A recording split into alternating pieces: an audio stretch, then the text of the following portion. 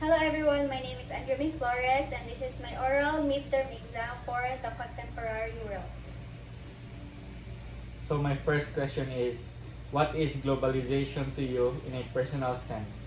And how has it affected your current mindset, life situation, and the like?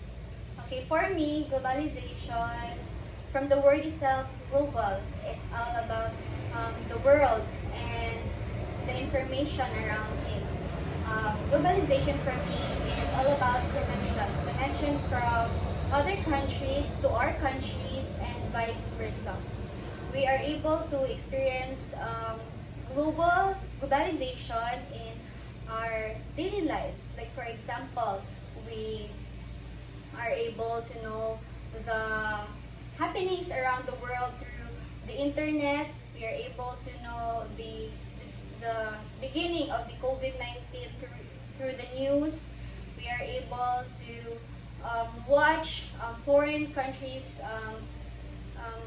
shows, and we are able to eat their products here in the Philippines. I also think that globalization sparked change.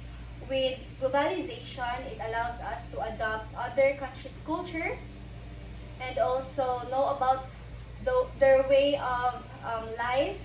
Like for example, in Korea, as a youth of today, it is very common that we watch K-dramas, watch K-pops, and with that, it allows us to know more about their culture and develop their lifestyle, like what they eat, what they wear, and also their language.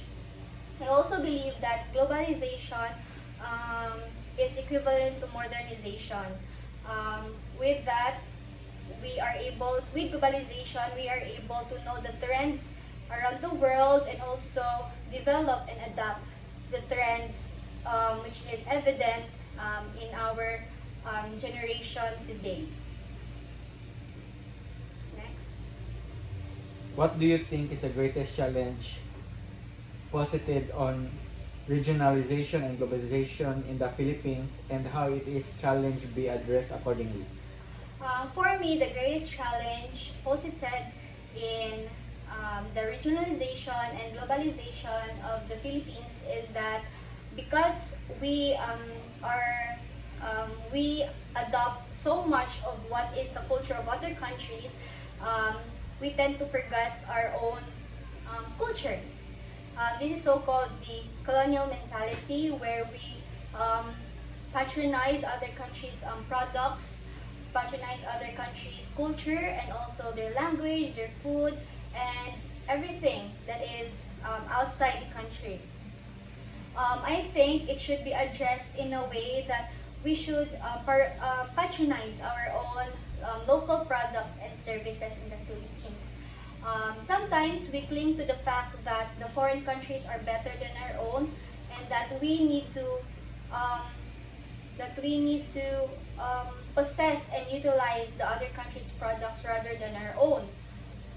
It is indeed true that the foreign countries are better than our own, since they are more civilized, and also that their products are somehow in a way that it is innovative. But we just need to develop the sense of nationalism within ourselves to the Philippines, that we need to take pride in patronizing and also supporting our local products, so that we will be able to help those fellow Filipinos who work really hard to develop and to produce goods and services for our own country. And I believe that we should not waste their dreams, and we should take part in their aspiration and goals to make this country a better one. And I also think that we need to support those local products, so that we can also bring our culture to other countries, and also that is products that are fit for the global settings. I think it is not only right that the other countries are able to send their goods here, but also we can also send our goods for them to try. And would we want to be called strangers in our own native land? I don't think so. What are the aspects that hinder Philippines from becoming the first world country and why?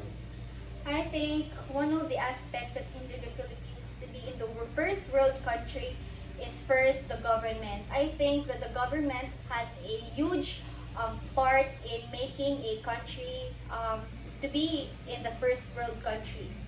I think it's evident in our country that corruption is seen and also noticed in the government. I think that we need to select leaders that will not only choose to benefit their own but also for the betterment of the country.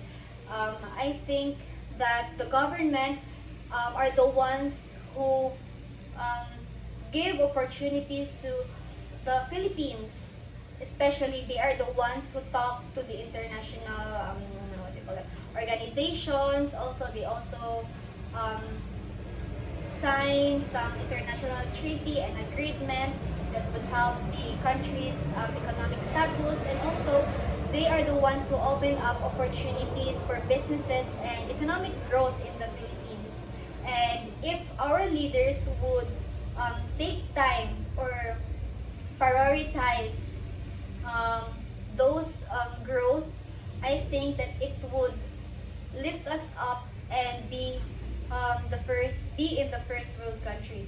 I also believe that the Filipino people can take a part in hindering the Philippines to be the first world country, since because of the colonial mentality that they have, they tend to prioritize or patronize other countries' products rather than their own. They would rather be in the other country rather in the Philippines, and with that, it makes us think that the Philippines are not good and the other countries are far better than our own. I think that once we are able to help or educate our Filipino people to support, patronize, and develop the sense of nationalism within us, I think that we were able to rise up together with the help of the government to be in the first world country. As a Filipino youth of today, what can you contribute so that the Philippines will have a chance to be in a cluster of the global north countries? Expound your answer. I think as a youth of today, I don't think I am capable of bringing the Philippines in that aspect.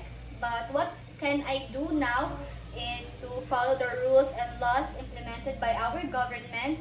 I will patronize our country's culture, services and goods and products, local products. And also when I grow up, I will pay taxes, the right taxes for the government. And I think that in that small, simple ways, we can help the Philippines to be a better country. Well, we can't be like the other foreign countries in a short span of time.